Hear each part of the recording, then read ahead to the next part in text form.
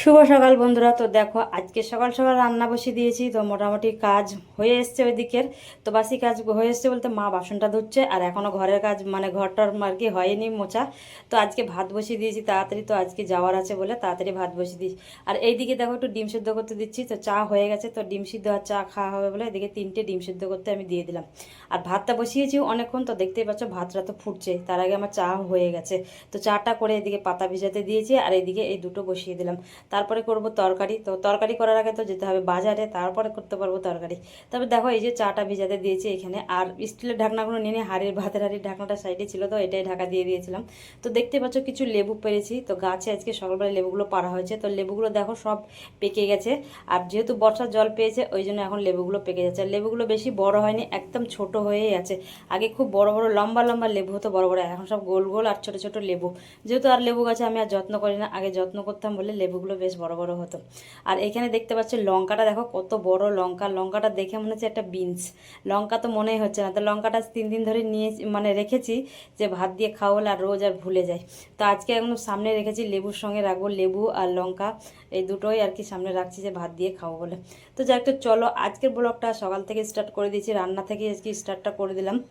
আর এখন মোটামুটি সোয়ারটা মতো বাজছে, তো আগে রান্না বসিয়ে দিয়েছি। তো আমি টুম্পা, আর টুম্পার লাইফস্টাইল থেকে সবাইকে স্বাগত আর অনেক অনেক ভালোবাসা নিয়ে ব্লগটা স্টার্ট করলাম। তো আশা করি ব্লগটা ভালো লাগবে, আর যদিও বা কোনো অংশ ভালো লাগে নিশ্চয়ই অবশ্যই কমেন্ট করে জানাবে। আর চ্যানেলে যদি নতুন বন্ধু থাকো চ্যানেলটাকে সাবস্ক্রাইব করে পাশে থেকো। আর অলরেডি এই কাজটা যারা করেছে তাদেরকে অসংখ্য অসংখ্য ধন্যবাদ।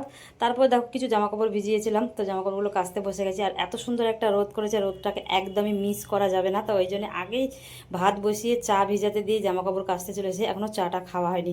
তো আগে কেচে দেই, তারপরে কেচে টুলটার মধ্যে রাখি, একটু জলটা ঝরুক, চাটা খেয়ে তারপরে মেলে দেবো। তো দেখতে পাচ্ছ বেশি জামাকাপড় নয়, অল্প জামাকাপড়, কারণ রোজকার জামাকাপড় ধোয়া হয়ে যায়, মানে ফেলে রাখি না বলেই জামাকাপড়টা একদমই অল্প ওর মধ্যে আর কি আছে। তো ভাবছি দেখি বিছানা চাদর তুললে তখন আবার বেশি বেড়ে যাবে।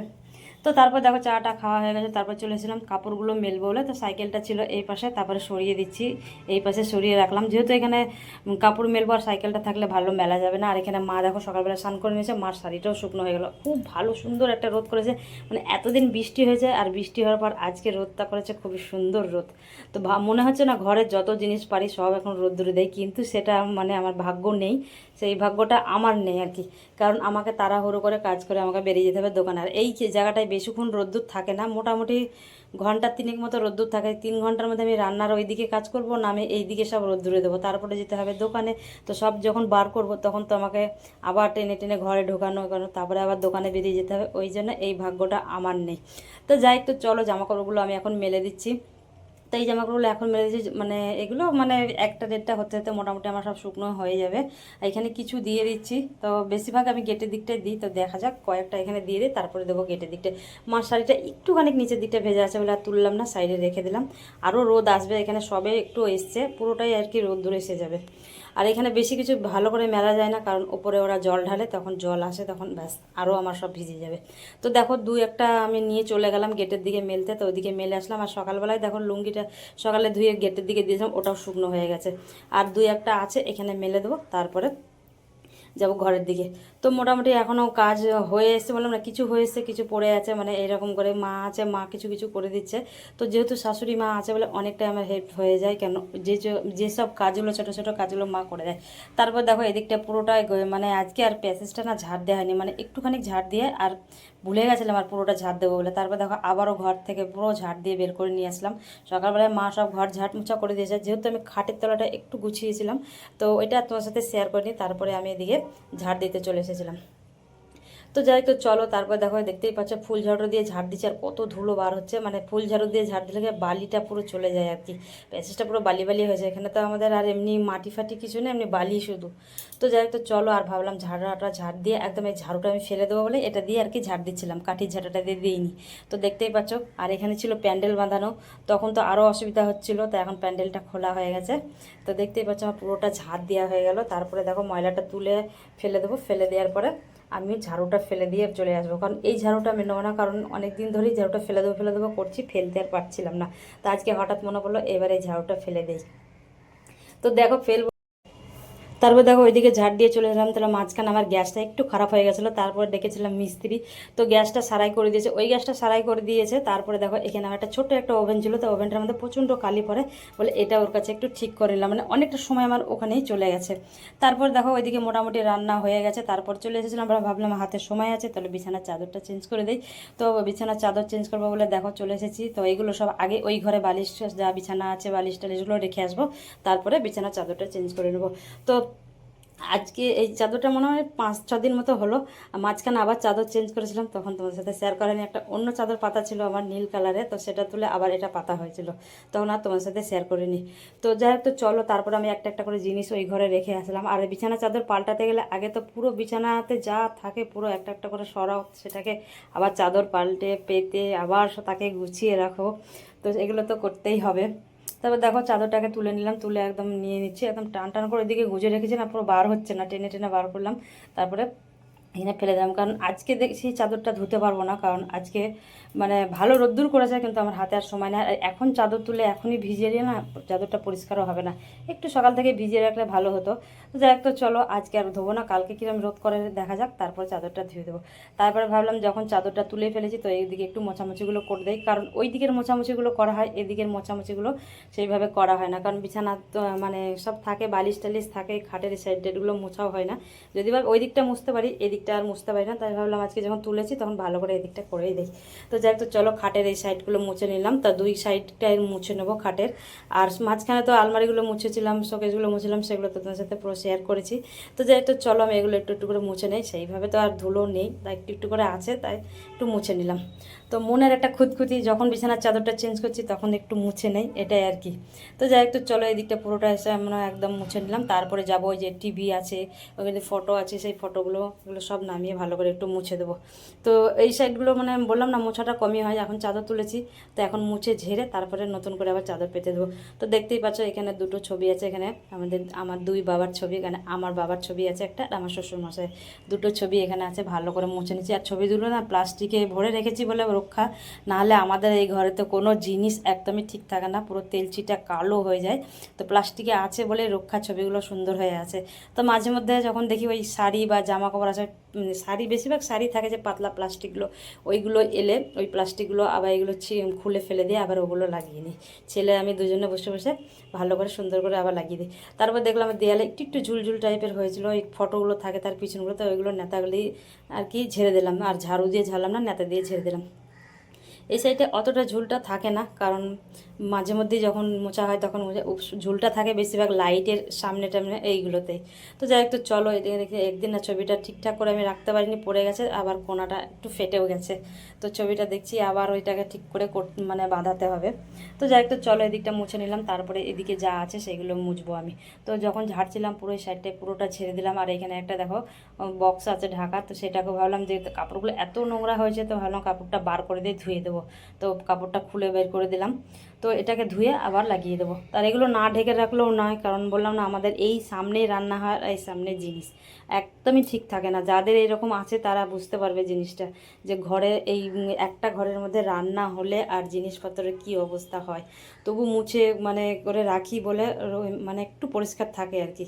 তো যাই হোক, তো চলো তারপর দেখো আমি আর টিভিটা আর খুলে আর মুছলাম না, কারণ টিভিটা আমি খুলে মুছবো না, এতে কলিং ফলিং দিয়ে মুছবো, হয়তো টিভি যদি খারাপ হয়ে যায় ব্যাস আমি পুরো শেষ।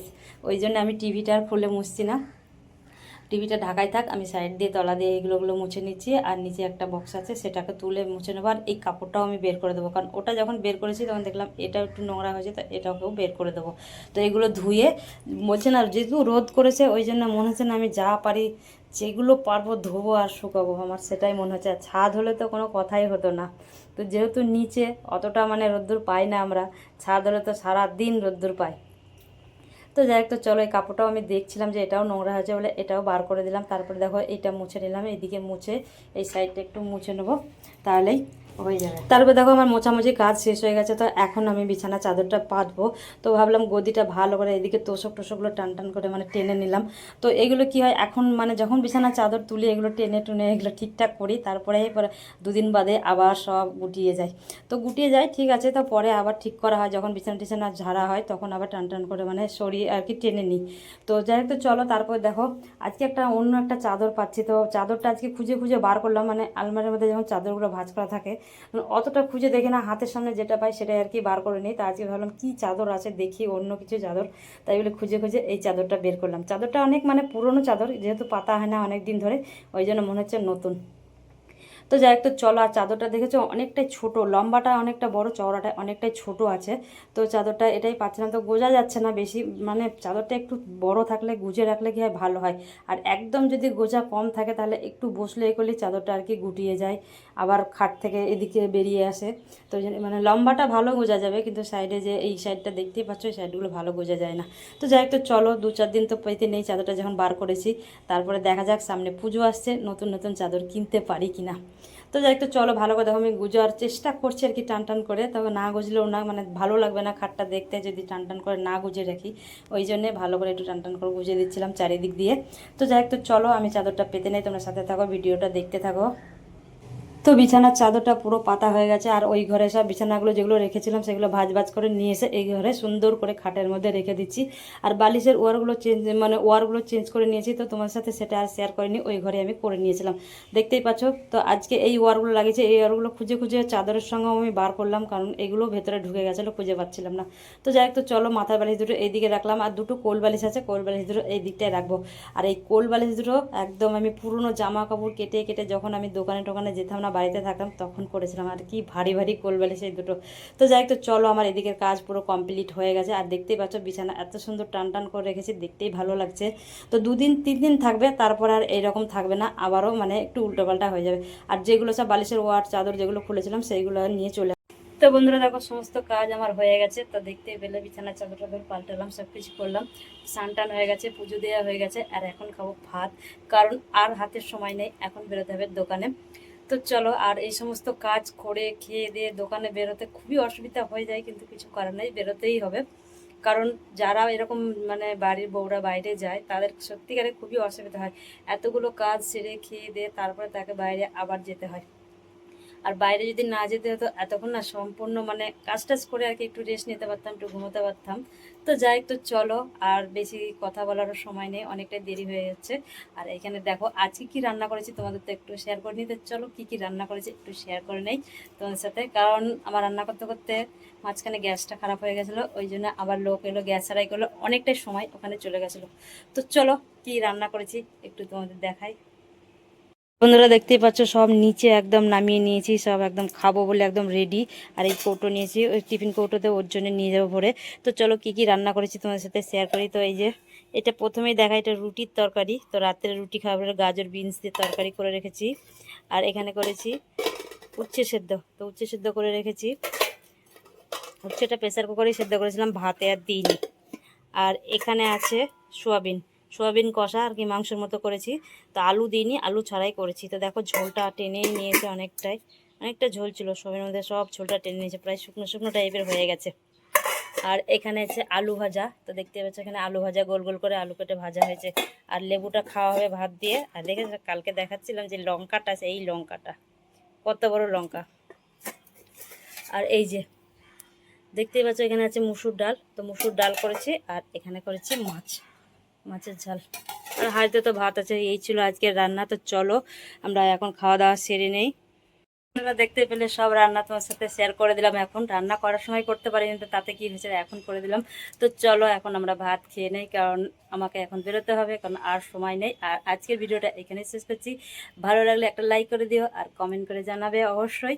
আর সব ভালো থেকো, সুস্থ থেকো, দেখা হবে নেক্সট কোনো ব্লগে। তো আজকের মতো সবাইকে টাটা।